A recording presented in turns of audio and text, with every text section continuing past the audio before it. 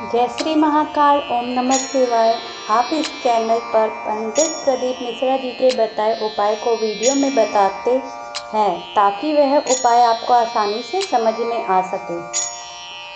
अभी गुरुजी प्रदीप मिश्रा जी की सांगवी में शिव महापुराण चल रही है, जिसका नाम अष्टविनायक महापुराण कथा है, जिसमें गुरुजी ने बताया है कि आपको 19 सितंबर को अपने घर में गणेश जी की प्रतिमा स्थापित करनी है। अब इसके साथ ही गुरुजी ने अपनी पिछली कथाओं में यह भी बताया है कि आपको किस प्रकार की प्रतिमा अपने घर पर स्थापित करना चाहिए। अगर आपका व्यापार है और वहां आप गणेश जी की प्रतिमा स्थापित करना चाहते हैं तो आपको वहां पर किस प्रकार के प्रतिमा स्थापित करनी है, तो सबसे पहले आपको प्रतिमा किस प्रकार की लेनी चाहिए वही जानकारी दे रहे हैं। उसके बाद हम आपको गुरुजी का बताया हुआ पिछले वर्ष का सबसे अच्छा धन प्राप्ति उपाय, जिसमें आपको गणेश जी की प्रतिमा स्थापित करते समय करना है। बस एक ही बार करना होता है पूरे साल। आपको घर में कभी भी धन संपदा की कमी नहीं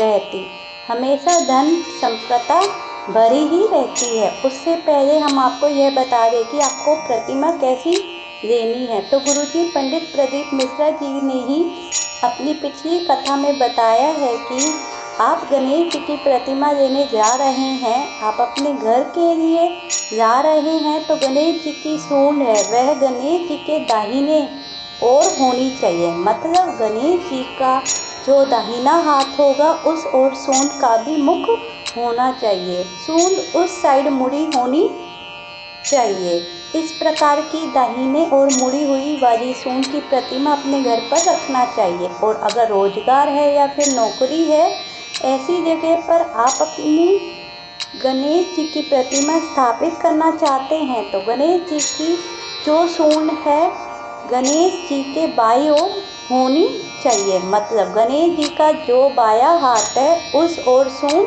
होनी चाहिए। गणेश जी के बाएं हाथ की ओर सूंड मुड़ी हुई होना चाहिए। इस प्रकार की प्रतिमा गणेश जी की व्यापार वाले स्थान पर रखना है। ऐसा व्यापार बढ़ेगा, आपको मुड़कर नहीं देखना पड़ेगा। अब आपको आसानी से समझ आ गया होगा। यदि आप घर में रखना चाहते हैं कि प्रतिमा में जो सूंड होती है वह गणेश जी के दाहिने हाथ की ओर होना चाहिए, आपको बिल्कुल भी कंफ्यूज ना हो।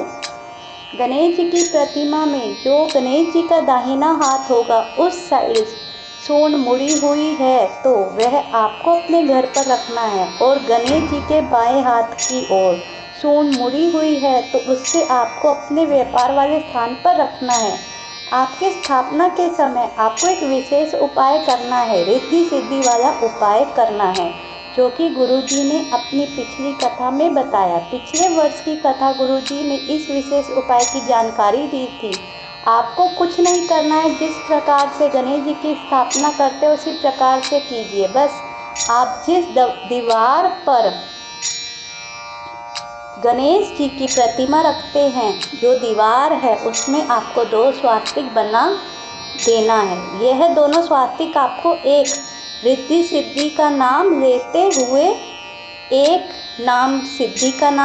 हुए बनाना है। गणेश जी की धर्म पत्नी है रिद्धि और सिद्धि माता। रिद्धि और सिद्धि का नाम लेते हुए 2 स्वास्तिक बना देना है। गुरुजी ने कहा अगर आप स्वास्तिक नहीं बना सकते तो गणेश जी के पीछे जो भी दीवार है उसमें आप गणेश जी के दोनों साइड एक एक बिंदी भी बना सकते हैं। गुरुजी ने कहा है कि अगर आप विसर्जन भी कर देंगे तो उसके बाद पूरे वर्ष भर रिद्धि सिद्धि आपके घर पर निवास करती है और आपको घर में कभी भी धन संपदा की कमी नहीं होने देती है। तो यह विशेष उपाय आप गणेश जी की प्रतिमा स्थापित करें उस समय जरूर कीजिएगा। अब बिंदी बनाने के लिए आप रोली कुमकुम का उपयोग कर सकते हैं। और गणेश जी की प्रतिमा लेते समय आपको एक बात का और विशेष ध्यान रखना है कि कोई भी प्रतिमा ले उसमें चूहा जरूर होना चाहिए। क्यों होना चाहिए? क्योंकि गणेश जी की सवारी है चूहा।